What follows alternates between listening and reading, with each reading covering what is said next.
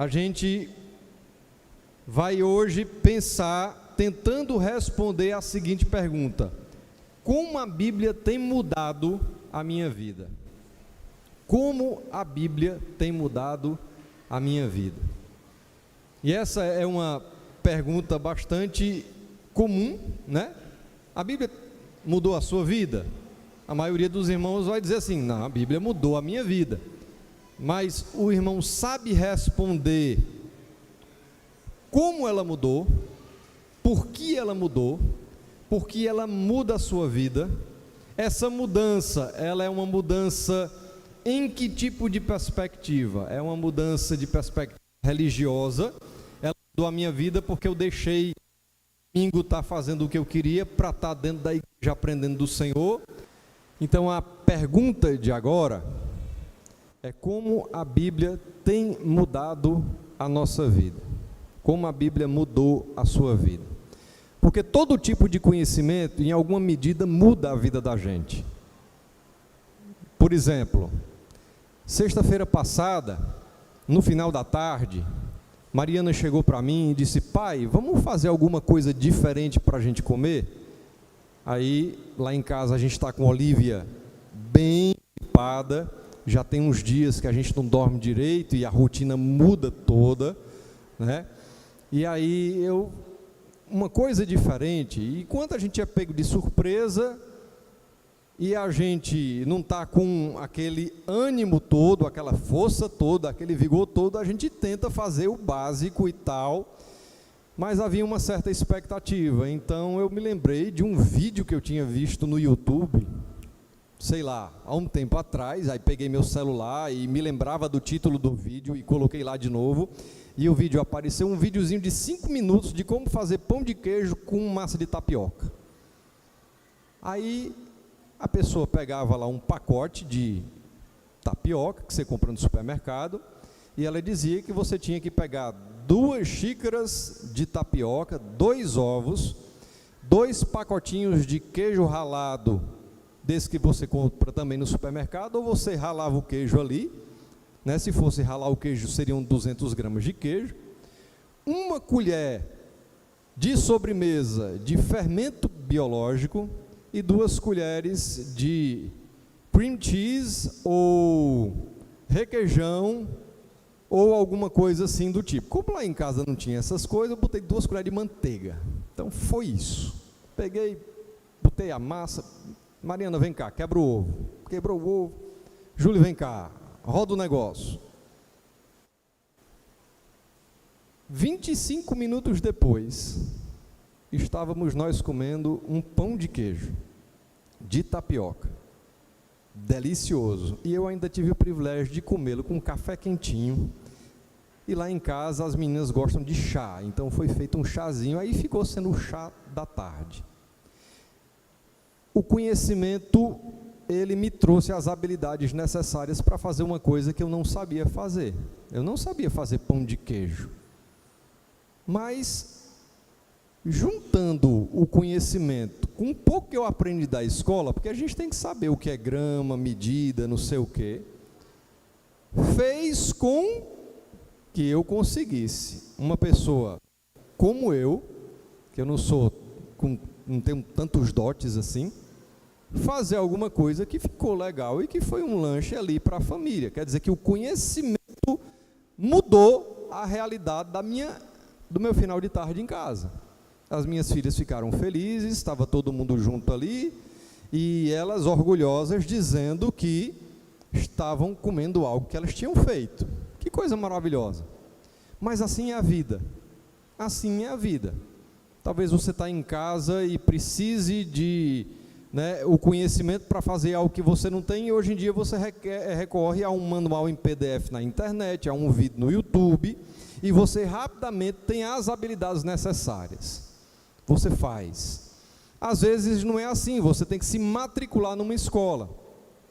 E aí você vai para uma escola de culinária, uma escola de história, uma escola de mecânica, e você vai ter o conhecimento necessário para fazer determinadas coisas. Quando a gente não tem o conhecimento para mudar a nossa realidade, a gente procura as pessoas que têm.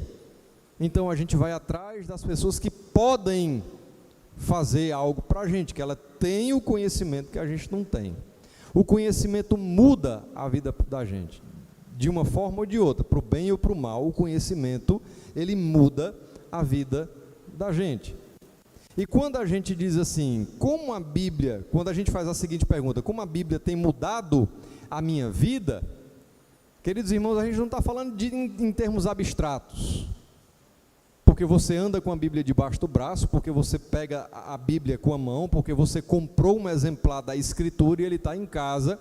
A gente não está falando em termos espiritualistas, porque você decidiu abrir uma Bíblia no Salmo 23 e deixar num cômodo de casa, ou ela está aberta no Salmo 91, né?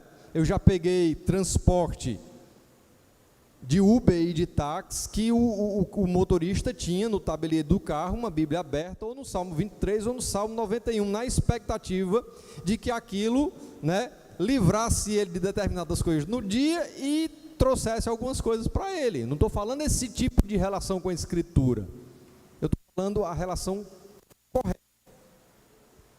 Eu estou falando da relação correta. Por quê? A gente subestima demais o desenvolvimento intelectual cristão. A gente subestima e não entende que a santificação é um processo que também passa pela mente. O nosso caminhar na vontade de Deus é consequência da transformação da nossa razão, da nossa mente e do nosso intelecto. Sem o conhecimento da vontade de Deus, que está revelado na Escritura, é impossível a gente servir a Deus da forma que lhe agrada. Então, todas as vezes que a gente se aproxima da Escritura para lê-la, todas as vezes que a gente o faz na perspectiva de conhecer a vontade de Deus, todas as vezes que a gente se depara com a Escritura e ela confronta os nossos padrões de criação, de cultura, de razão, de certo e de errado, e a gente tem a vontade de Deus, isso repercute na vida da gente. Talvez você foi criado, né, teve uma criação, e dentro da sua criação havia uma frouxidão moral. Pegar algo que não era seu era visto como uma virtude. Ganhar algo enganando o outro, enrolando o outro, talvez você aprendeu que era algo de gente esperta. Sabe aquela expressão brasileira, o mundo é dos espertos? Talvez você aprendeu. E todo mundo na sua casa elogiasse você quando você tirava uma nota sem fazer muito esforço, quando você ganhava algo de alguém sem mérito próprio. Aí na sua casa talvez o seu pai elogiasse, sua mãe elogiasse, algum parente elogiasse. Aí você então encontrou Cristo e você percebeu os seus pecados e você os confessou diante de Deus e foi perdoado em Cristo Jesus. Você foi regenerado, teve novidade de vida, e quando você leu a Escritura, você entendeu que esse padrão de comportamento da sua família é um padrão errado, que esse tipo de comportamento de passar os outros para trás, de ficar com um troco de outra pessoa, de enganar o outro num serviço, cobrando uma coisa que não era justa, de fazer algo para alguém, né, e em termos de enrolar para ter benefício próprio, você entendeu que isso é condenável aos olhos da Escritura, e quando você entendeu isso, você decidiu que, querendo glorificar a Deus, você tinha que abandonar esse padrão de comportamento de vida. Então é disso que eu estou falando. O conhecimento intelectual da Escritura, ele tem implicações na nossa vivência. O conhecimento da Bíblia muda a nossa razão, a nossa forma de entender a realidade, e isso tem implicações para a vida. Quer dizer que o desenvolvimento intelectual, ele é necessário para que a gente ande segundo a vontade de Deus. E quando eu falo de desenvolvimento intelectual, estou falando do conhecimento da Escritura. Eu me lembro, 20 anos atrás, quando eu cheguei aqui no bairro, eu passava no nas ruas e tinha alguns irmãos de outras denominações que me pararam algumas vezes para me perguntar se eu era pastor de seminário ou pastor de vocação.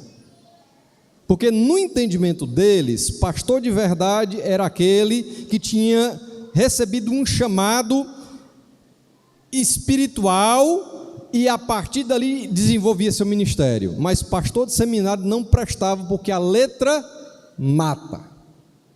Pastor de seminário não prestava porque era tanto livro, tanto conhecimento que o Espírito Santo ia ser colocado numa caixa de sapato. Alguns crentes têm essa visão, espiritualizam demais a caminhada cristã sem entender que esse momento que nós temos aqui no domingo, ele é extremamente precioso, porque é o momento em que nós somos instruídos e a palavra está constantemente nos confrontando. Esse momento, pela manhã e à noite, é aquele momento em que a palavra, ela está sendo dada para você, não apenas para que você tenha conhecimento, mas para que áreas da sua vida sejam questionadas à luz da vontade de Deus. Você aprendeu com seu pai um padrão de convivência com sua esposa e de criação dos seus filhos.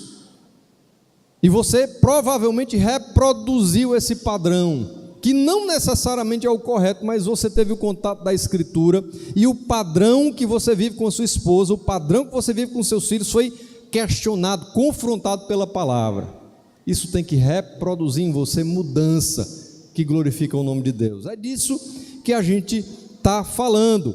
Na regeneração, quando a gente nasce de novo, a mente também é transformada pelo entendimento da palavra. A mente da gente é transformada. A gente só tem capacidade de entender a vontade de Deus para vivê-la depois que a gente nasce de novo. E o padrão de vida que Deus quer para nós, ele está expresso e apontado na Escritura. Você não vai aprender por meio da revelação geral. Apesar da gente perceber os atributos de Deus por meio das coisas criadas, apesar da gente chegar a conclusões lógicas de que existe alguém maior, um Deus sábio, um Deus poderoso, vendo as obras da criação, mas as obras da criação, a revelação geral, não tem a capacidade de nos instruir segundo o padrão de Deus. Isso cabe à palavra, a revelação especial. É por meio da Bíblia, então, e só por meio dela que eu consigo caminhar na caminhada da santificação. Não dá para ser santo sem o conhecimento da palavra, não dá. Então, se você negligencia a Escritura, seja na sua vida pessoal de devoção, seja aqui quando você tem a oportunidade, você pode estar vivendo qualquer coisa, menos a busca sincera por uma vida que glorifique a Deus. A vida que glorifica a Deus passa pela busca sincera do conhecimento da sua vontade. Isso é feito na disciplina diária do sentar e do curvar-se, buscando a vontade de Deus, e na disciplina semanal de estar na presença de Deus como corpo, para ser instruído, a fim de que Deus seja glorificado por meio do corpo. Sabe, aquele negócio de que você tem que ser disciplinado para perder peso, tem que ser disciplinado para ganhar massa muscular? Para a vida espiritual é a mesma coisa, você tem que ser disciplinado. Todos os dias você tem que ter um momento, todos os dias você tem que se organizar, todos os dias você tem que curvar-se diante de Deus, todos os dias, por meio da oração, da leitura bíblica, da meditação e da prática diária, você está crescendo gradativamente em maturidade para o louvor da glória de Deus, todos os dias. Se você negligenciar, você deixa de crescer. Se você negligenciar, você deixa de crescer. Então, quando a gente fala de crescimento em santidade, necessariamente, a gente fala do entendimento e do conhecimento da Escritura. Sem o entendimento e conhecimento da Escritura, não haverá crescimento em maturidade, em santidade para a glória de Deus. Vamos agora para alguns exemplos claros. Mateus 28, 18 a 20. Vamos 28, 18 a 20. A gente vai abrir alguns textos a partir de agora e a gente continua então a linha de raciocínio. 18 a 20. Diz assim a palavra do Senhor, texto conhecido dos irmãos. Então Jesus aproximou-se deles e disse: foi-me dada toda a autoridade nos céus e na terra, portanto vão e façam discípulos de todas as nações, batizando-os em nome do Pai e do Filho e do Espírito Santo, ensinando-os a obedecer a tudo o que eu lhes ordenei. E eu estarei sempre com vocês até o fim dos tempos. Aquilo que vocês receberam de mim, quando vocês forem em meu nome, ensinem para que os meus discípulos tenham conhecimento da minha vontade. Quando a gente vai, por exemplo, para o livro de Atos Apóstolos, ali, Lucas nos mostrando o início da caminhada da igreja, a gente vai ter no capítulo 2, a partir do verso 42, Atos 2, a partir do verso 42, o seguinte: eles se dedicavam ao ensino dos apóstolos, e à comunhão, e ao partir do pão, e às orações. Todos estavam cheios de temor, e muitas maravilhas e sinais eram feitos pelos apóstolos. Os que criam mantinham-se unidos e tinham tudo em comum. Quer dizer, irmãos, que quando a gente fala de igreja primitiva, uma das marcas da igreja primitiva era a instrução na doutrina dos apóstolos. Não era qualquer doutrina, não era qualquer ensino, era aquele que os apóstolos tinham recebido de Jesus. O que os apóstolos tinham recebido de Jesus era o que os apóstolos repassavam para a igreja. E eles estavam juntos, e eles estavam em oração, no compartilhar, na vida em comum. Quer dizer que quando a gente fala de missões, fazer discípulos passa pela instrução. Quando a gente fala do crescimento da igreja, da vivência da igreja, só há crescimento da igreja com o ensino da doutrina dos apóstolos. O ensino é algo que tem que estar inerente, faz parte da identidade da igreja. O ensino da palavra, a instrução da palavra, o aprendizado da palavra. Então você, irmão, você pode dar qualquer justificativa, o porquê que você não tem uma vida em devoção que passa pela palavra, mas ela não se justifica aos olhos de Deus, porque se você nasceu de novo, não há outro caminho para você do que uma vida em devoção, e a vida em devoção passa pela palavra. E a gente não está falando daquela leitura para preencher lá um quadro de leitura anual da Bíblia, aquela leitura rápida para você fazer o checklist e no final do ano dizer assim: eu li a Bíblia mais uma vez. A gente está falando daquela leitura que tem o prazer de buscar a vontade de Deus, aquela leitura que faz questão de fazer uma autoavaliação, não apenas na vida, mas no comportamento como profissional, como marido, como esposa, como pai, como filho, como cidadão. O que é que a Bíblia está me falando aqui nesse texto? É a partir dessa perspectiva que a gente caminha. Interessante, quando a gente lê nos Salmos, uma das coisas que o salmista vai dizer é que ele meditava na lei do Senhor. Quer dizer, que ele estava ali no seu dia e ele orava a Deus, ele lia a Bíblia, mas aquilo tinha uma impressão tão forte, imprimia nele algo tão poderoso, que ficava martelando na cabeça: rapaz, eu tenho que mudar essa parte da minha vida. Rapaz, olha, eu entendi que Deus é santo. O entendimento da santidade de Deus tem que trazer em você implicações. Foi o entendimento da santidade de Deus que fez com que Isaías se prostrasse e em temor dissesse: estou perdido, porque os meus olhos viram o Rei da Glória. Você só vai dizer assim: estou perdido, quando você entender o que é céu e inferno. Você só vai dizer: eu tenho que ver em santidade, quando você entender que você foi transportado do império das trevas para o reino do seu Filho amado. Isso tem implicações. É por isso que muitas vezes a gente não vê mudança na vida dos crentes, porque é uma leitura rápida, banal, superficial, religiosa, não tem a sede da vontade, não tem busca. É para constar.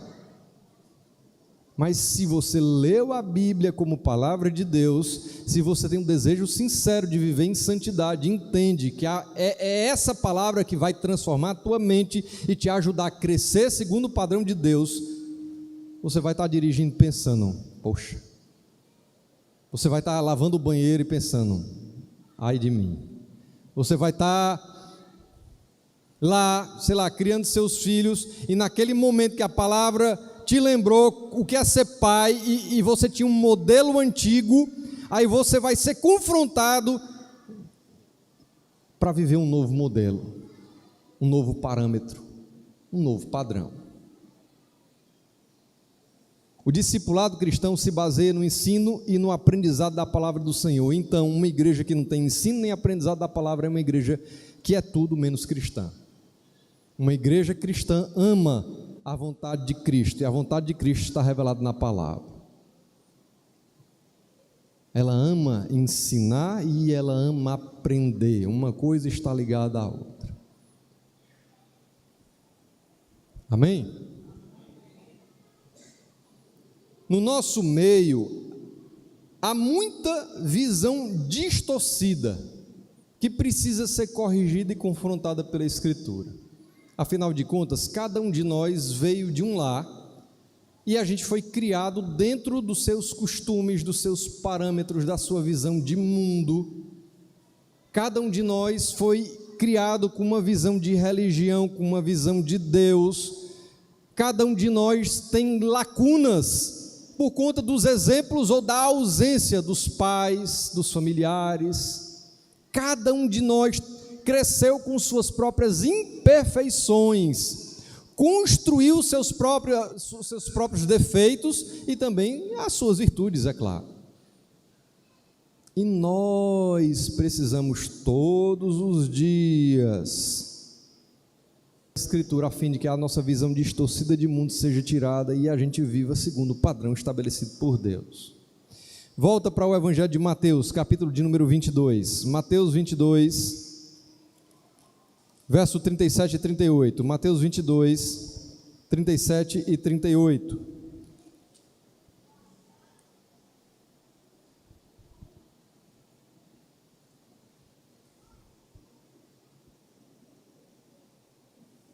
Vamos para o 36 para os irmãos se lembrarem do contexto, tá? Mateus 22, a partir do verso 36, diz assim a palavra do Senhor: Mestre, qual é o maior mandamento da lei? Respondeu Jesus: ame o Senhor, o seu Deus, de todo o seu coração, de toda a sua alma e de todo o quê? Seu entendimento. Este é o primeiro e maior mandamento, de todo o seu coração, de toda a sua alma e de todo o seu entendimento. Que amar a Deus com o seu entendimento, que amar a Deus com todo o seu entendimento, sua mente tem que estar cativa à Escritura. Se sua mente não estiver cativa à Escritura, você não vai conseguir amar a Deus com todo o seu entendimento. E aí, esse é um dos grandes problemas, irmãos, porque a gente está todos os dias inserido dentro de uma cosmovisão secular. Quando a gente liga o jornal, quando a gente escuta a rádio, quando a gente conversa com os colegas de trabalho ou familiares até, às vezes mesmo conversando em casa, a gente está todos os dias sendo bombardeado por uma visão secular de mundo que não teme a Deus e não reconhece a Escritura como palavra de Deus, que quer definir o ser humano, que diz para a gente que essa vida é tudo, que não tem nada depois dessa vida. Essa visão secular que tenta então, justificar algumas atitudes do ser humano, que é feita a partir da visão dos pequenos grupos que detêm, os ambientes de mídia, ou da maioria que se posiciona.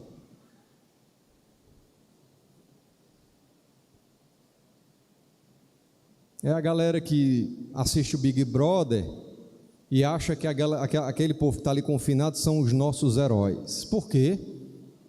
Porque alguém que estava na mídia e tinha um alcance muito grande e era um grande influenciador usou essa frase. E as pessoas olham para aquele povo que está ali como sendo o seu parâmetro, o seu padrão a ser copiado.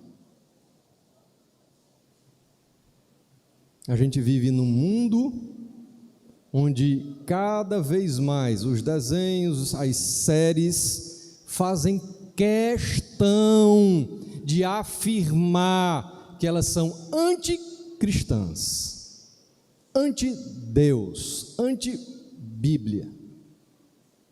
Desenhos antigos que talvez você foi criado assistindo, hoje estão sendo reconfigurados no seu discurso de gênero, pelo pensamento homossexual,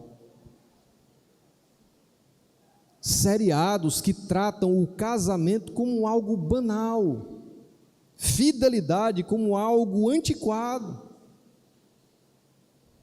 A gente todos os dias está inserido dentro da visão secular, que ensina então todo mundo a fazer a coisa conforme os seus sonhos, a sua vontade, o seu jeito, o seu propósito, ou conforme, as verdades das pequenas narrativas.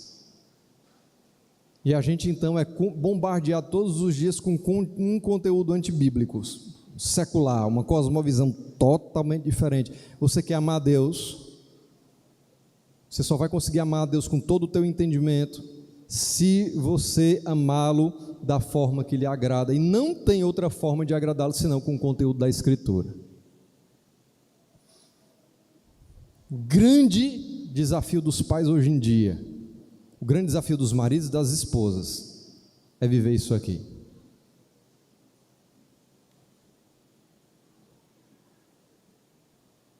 Porque a gente está sendo doutrinado, sem perceber muitas vezes, a viver do jeito do mundo.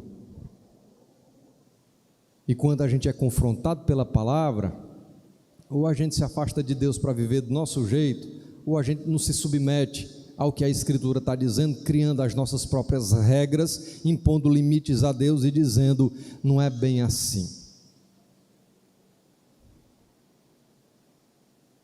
O cristão só consegue viver do jeito que Deus quer com conteúdo bíblico.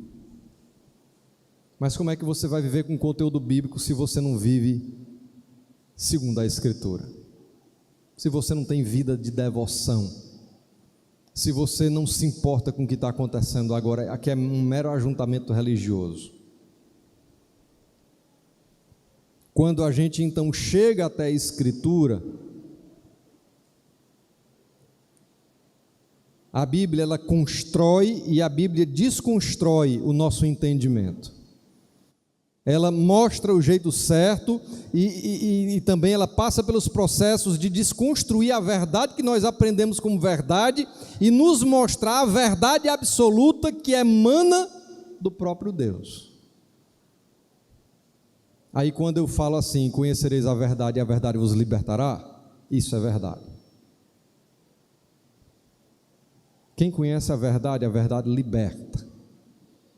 A verdade liberta do conteúdo secular, da vida do velho homem, da vida do eu, centrada em si mesmo. A Bíblia liberta contra os discursos que estão soltos, sem nenhuma preocupação com Deus ou com sua palavra.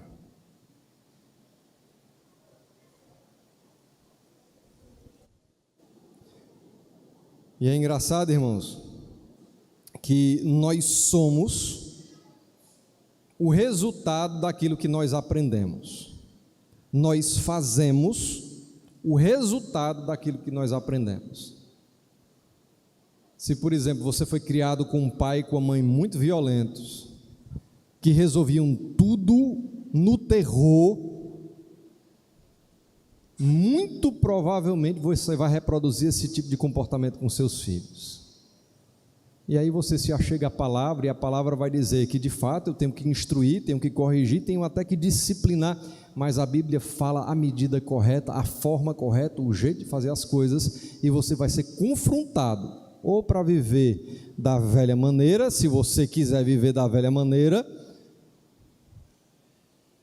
ou para viver do jeito do padrão de Deus, que é a maneira correta. Nós somos e nós fazemos o resultado daquilo que nós aprendemos.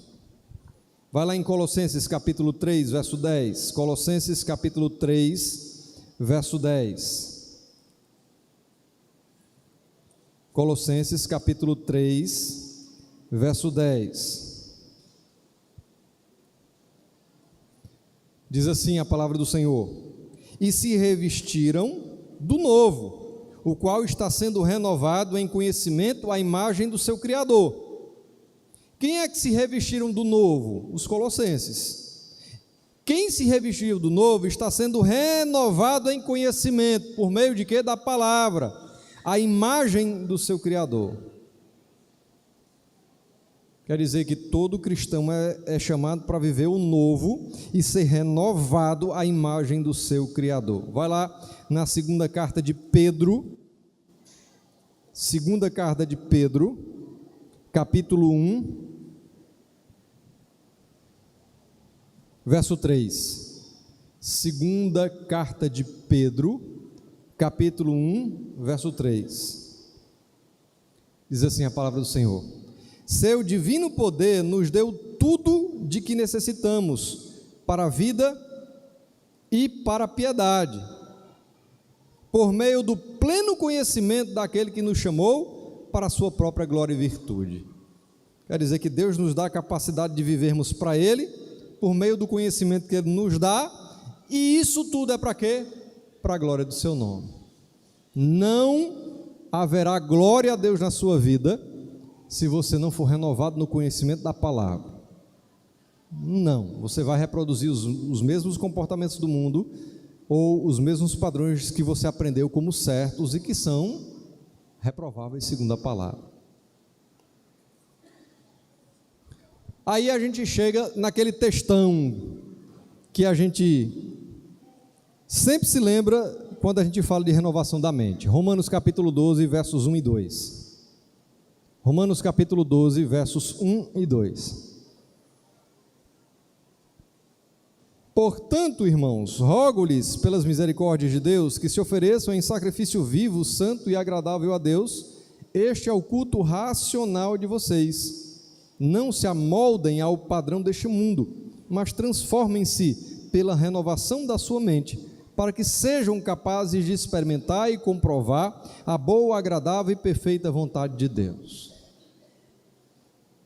Queridos, quando a gente estuda a carta aos Romanos, e aí eu já comentei isso em alguns estudos das cartas de Paulo, que Paulo sempre ele constrói uma parte doutrinária e ele termina com uma parte prática. A gente pedagogicamente pode dividir.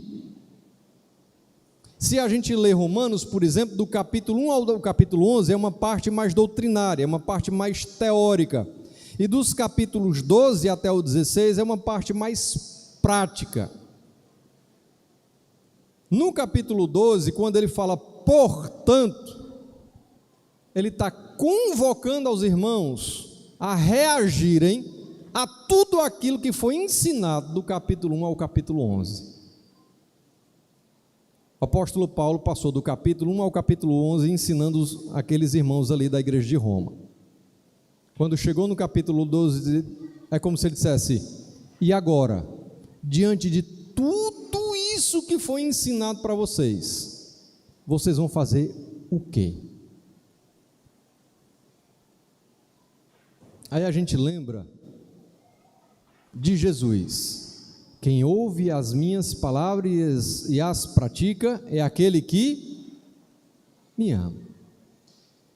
Quem me ama é aquele que escuta as minhas palavras e as pratica. Lembram de quando Jesus ele traz para os discípulos e para aquela multidão o Sermão do Monte? Quando ele vai fechar o Sermão do Monte, aí ele fala que quem ouviu a sua palavra e guardou para vivê-la é semelhante àquele que construiu a sua casa sobre a rocha. Vocês me escutaram até agora, beleza. Se vocês colocarem em prática, vocês serão como aqueles que construem a sua casa sobre a rocha. Mas se vocês escutaram até agora e não colocarem a minha palavra em prática, vocês serão como aqueles que construíram sua casa sobre a areia, viu a chuva e a derrubou. Então, quando a gente chega em Romanos capítulo 12, o apóstolo Paulo está dizendo assim para os irmãos: irmãos, vocês foram instruídos, vocês aprenderam até agora, e agora vocês têm que colocar em prática.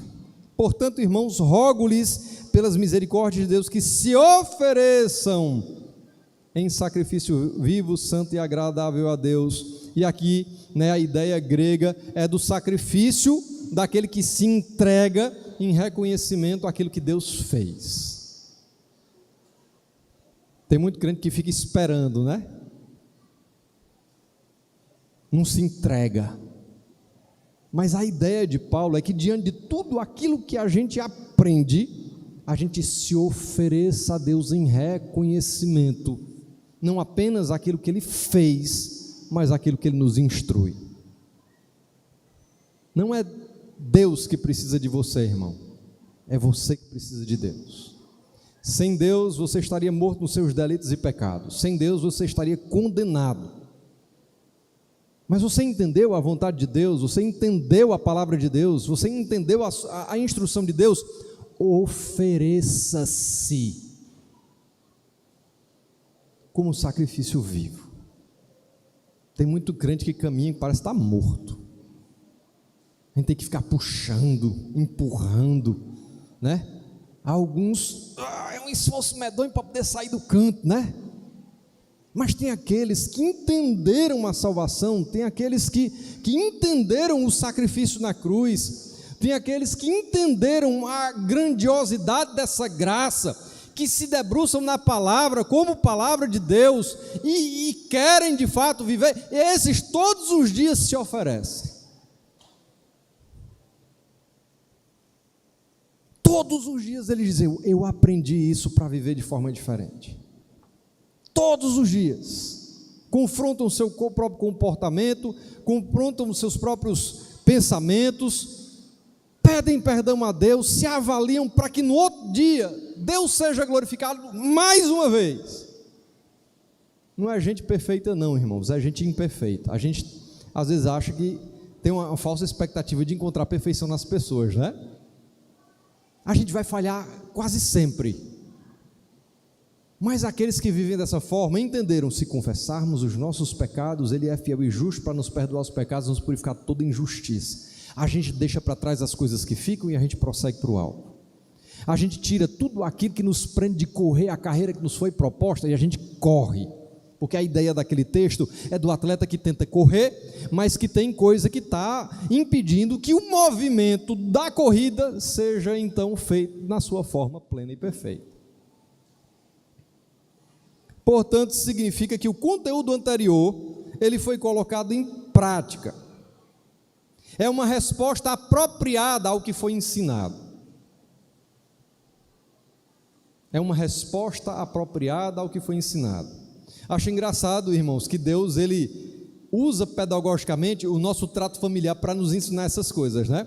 Que de vez em quando eu chego para minha filha, aí eu ensino para ela uma coisa: tá certo. Tá certo. Qual é a minha expectativa como pai? Que ela responda de forma apropriada. A minha expectativa é que ela responda de forma apropriada. Que ela vá viver da forma que foi instruída. Que ela faça aquilo que foi ensinado. Você está tendo uma DR com o seu cônjuge. Olha, tu não está vendo, não é dessa forma que se faz, isso está muito errado, isso está me machucando. Qual é a sua expectativa? Que tenha uma resposta apropriada, aquela conversa produza frutos, porque senão você vai ficar rodando em círculo e vai criando um buraco ainda maior no barco, e o barco um dia afunda. Quando a quantidade de água que entra é maior do que a quantidade de água que você consegue tirar do barco, o barco faz o quê? Afunda. Todos os dias precisa de uma conversa, todos os dias precisa de uma confrontação, todos os dias. Quando há uma conversa, quando há uma confrontação, a expectativa é uma resposta apropriada, é que não sejam mais cometidos os mesmos erros e comportamentos. Aqui é a mesma coisa. Quando Deus fala por meio da sua palavra, a expectativa dele é que não sejam mais cometidos os mesmos padrões de pecado e de comportamento distorcidos que afastam você dele. A santificação é uma resposta apropriada ao que Deus fala, instrui e ensina pela palavra. Você acha que santidade está não é na forma de se vestir, de ir para a igreja, não sei o quê. Vestimenta tem que estar no padrão da palavra e a frequência na igreja também.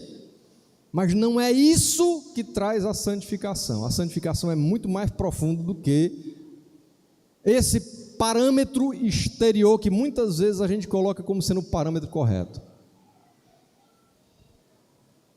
O que vai definir se você está no caminho da santidade é você olhar para você e ver se você responde apropriadamente ao que Deus quer de você.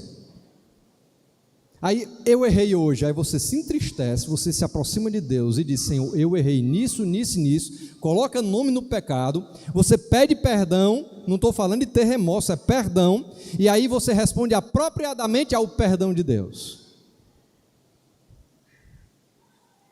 Você se levanta e vai. A santificação é uma resposta apropriada ao que Deus nos fala, instrui e ensina pela palavra. Quando o apóstolo Paulo diz que é para a gente se oferecer como oferta, como sacrifício vivo, santo e agradável a Deus, é a resposta ao que Cristo fez. O que é que Cristo fez por você? Responda de forma apropriada, se ofereça como sacrifício. Volta um pouquinho aí para o capítulo 6 de Romanos, versos 11 e 12, estou caminhando para o fim, irmãos.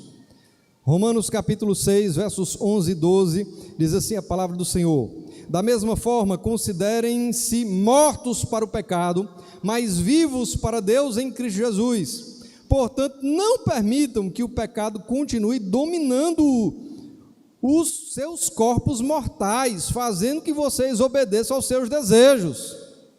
Não ofereçam os membros do corpo de vocês ao pecado. Olha, vocês entenderam o que é pecado, se afastem dele. Dê uma resposta apropriada. Isso é visto na vida, isso é visto no corpo, isso é visto nos propósitos, isso é visto no pensamento. Lá em Romanos capítulo 8, verso 13, Paulo diz assim: pois se vocês viverem de acordo com a carne, morrerão, mas pelo Espírito fizerem morrer os atos do corpo, viverão. O que é fazer morrer os atos do corpo? Ter uma resposta apropriada ao que Deus quer. Tirar da sua vida aquilo que não é mais o padrão, porque o seu padrão agora é outro. O seu padrão é estabelecido por Deus. É uma vida ativa de aprendizado e de resposta. Você aprende a Bíblia para responder a Deus.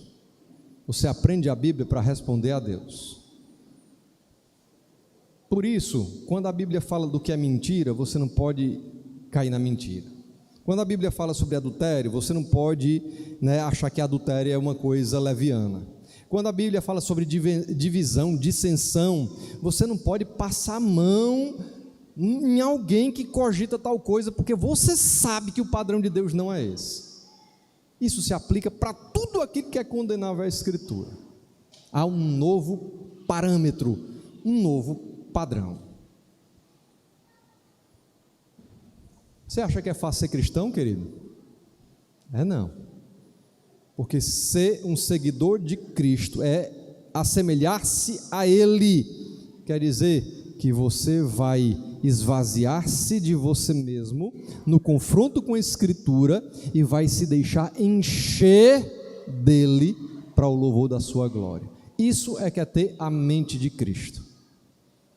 Quando Paulo fala eu tenho a mente de Cristo, é isso. Ele aprendeu e agora ele está respondendo.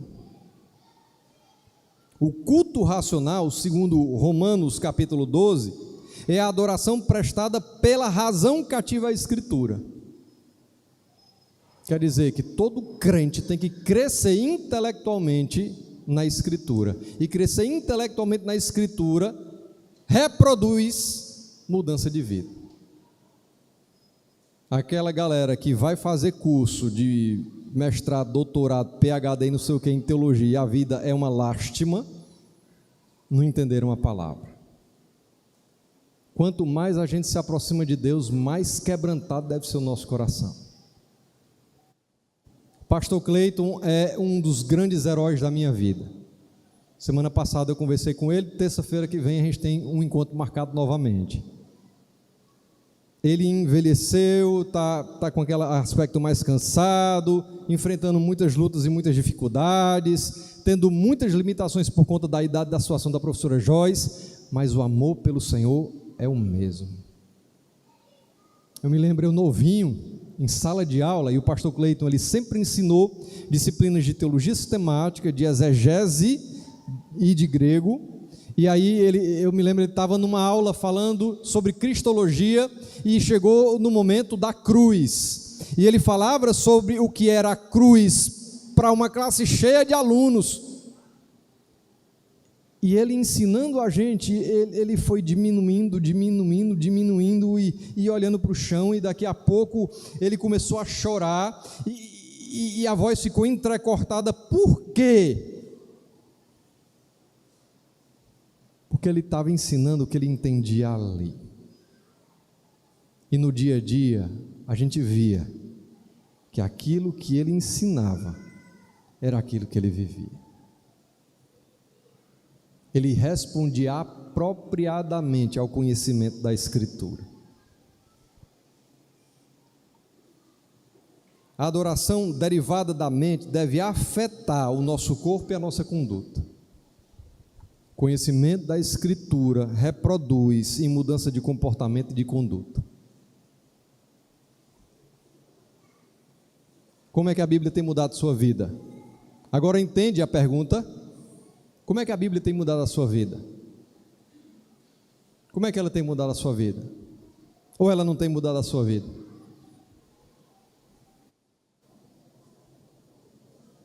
Porque se você se aproxima da Escritura no intuito de glorificar a Deus, inevitavelmente ela tem que produzir em você uma resposta correta à expectativa do seu Criador. Se não for assim, lá em Romanos 12, diz que a gente só vai experimentar a vontade de Deus dessa forma.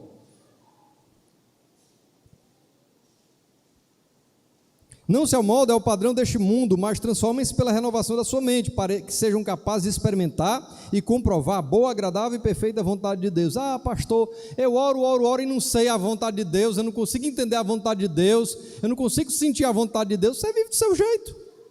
Orar e viver do seu jeito não vai dar em nada, querido. Tem gente que ora, mas não se deixa responder positivamente pela confrontação da Escritura. Você só vai experimentar a boa, agradável e perfeita vontade de Deus quando você for transformado pela palavra na sua mente e isso for repercutido no seu comportamento. Porque aquele que procura, acha.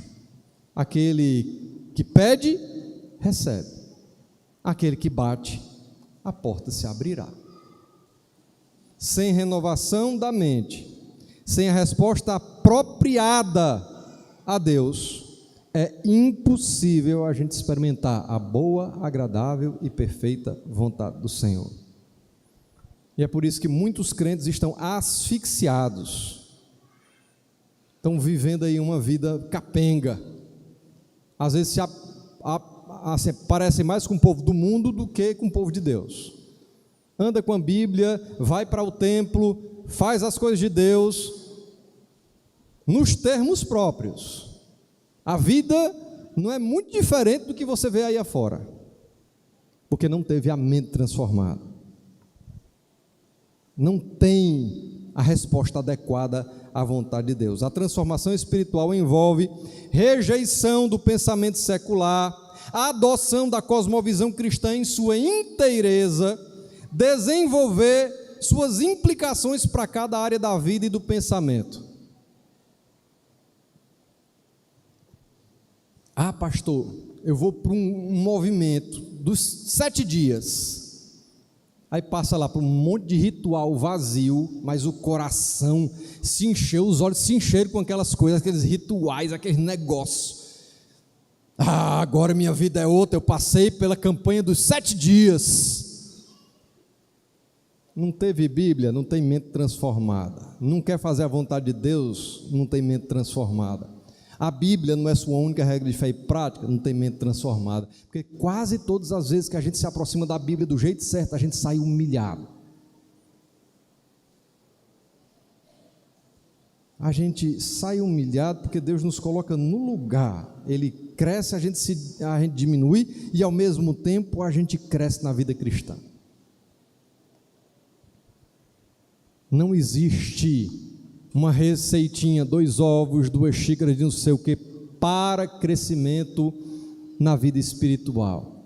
É uma vida de disciplina. Muitas vezes você não vai querer, você vai justificar, a ausência da sua devoção, você vai ter gana, vontade de fazer tudo no mundo, menos se curvar na presença de Deus. Passar 30 minutos em oração, em leitura da Bíblia, introspecção, vai ser um martírio para você. Você vai achar que é perda de tempo, um atraso de vida, porque é o velho homem lutando contra o novo homem, e porque você não entendeu que se você não viver dessa forma, tudo que você faz vai ser de forma distorcida. Porque a vida, ela é a consequência da forma como a gente vive com Deus.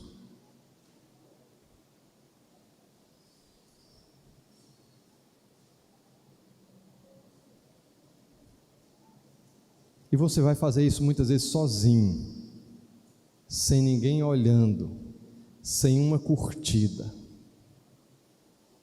Você vai fazer ali no silêncio do seu quarto. Você vai fazer contra a vontade e o grito da sua mente, do seu coração. Não, de novo. Você vai abrir a Bíblia, vai ser tomado por um sono vergonhoso. Você vai dizer assim: meu momento de devoção, tudo vai dar errado. Os meninos vão começar a gritar, o telefone vai tocar, você vai ser provado. Porque nossa luta não é contra carne e sangue.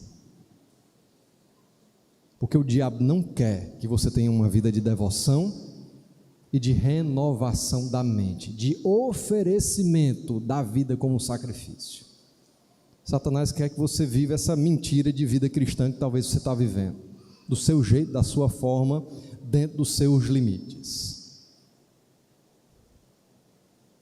Porque assim a igreja não cresce, o nome de Deus não é glorificado, porque assim você está ali paralisado, morto, sem perceber. A transformação espiritual envolve rejeição do pensamento secular, adoção da cosmovisão cristã e sua inteireza, desenvolver suas implicações para cada área da vida e do pensamento. Só assim nós vamos ser capazes de experimentar e comprovar a boa, agradável e perfeita vontade do Senhor. Amém? Para fechar, parêntese para os pais. Papai e mamãe, se você acha que trazer seu filho para a escola dominical já é tudo que você tem que fazer, você está ajudando seu filho a se afastar de Deus. Aqui é apenas um complemento daquilo que é feito na sua casa todos os dias. Porque primeiro você cuidou de você, depois você cuidou do seu casamento diante de Deus, e aí você foi cuidar dos seus filhos diante do Senhor. É uma obrigação de quando você acorda até quando você dorme.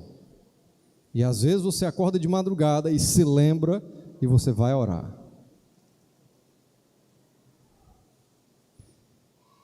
Então, queridos, a gente está se organizando para entrar em Daniel. E como eu disse, a gente vai ver muito sobre cosmovisão cristã ali no livro do profeta Daniel.